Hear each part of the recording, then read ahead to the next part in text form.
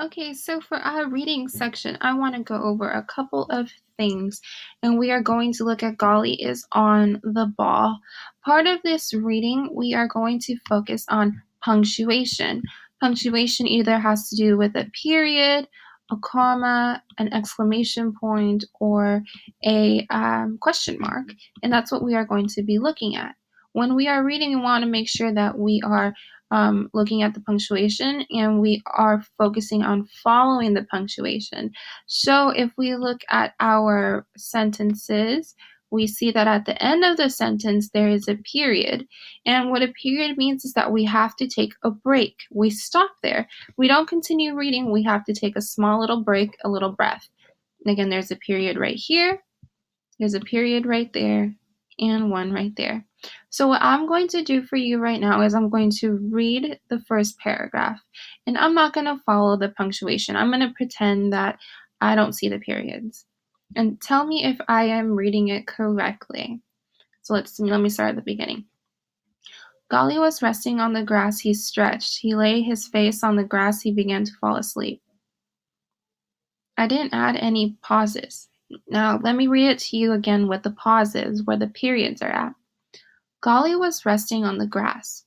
He stretched. He lay his face on the grass.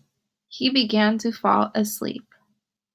Now, do we see that when I paused at my periods, you were able to hear the sentences more clearly? That is what we have to do when we read aloud. At the period, we stop, we take a little breath, and then we continue to the next sentence. Commas are also part of punctuation. So I'm going to read this and you just pay attention to what punctuation we have, either in the middle of a sentence or at the end. Then, whiz, Golly could see the Super Kids basketball fly by. So let me go ahead and read the first and the second paragraph so you guys could see. I'm going to read it the first time without punctuation, the second time with. Listen to the difference. Golly was resting on the grass. He stretched, he lay his face on the grass. He began to fall asleep. Then whiz, Golly could see the Super Kids basketball fly by. That was without punctuation. Now let's listen to it with punctuation. Golly was resting on the grass. He stretched. He lay his face on the grass. He began to fall asleep. Then whiz, Golly could see the Super Kids basketball fly by. There was a big difference there. Let's go ahead and listen to the story and see how they read it with punctuation. Golly is on the ball. Golly was resting on the grass. He stretched. He lay his face on the grass. He began to fall asleep. Then, whiz! Golly could see the Super Kids basketball fly by. Golly jumped over the wall. He chased the ball and stopped it. Golly tried to pick up the ball with his teeth, but it was too big.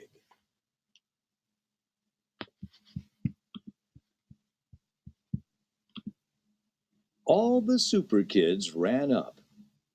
Fritz said, Golly stopped the ball, but his teeth made small holes in it.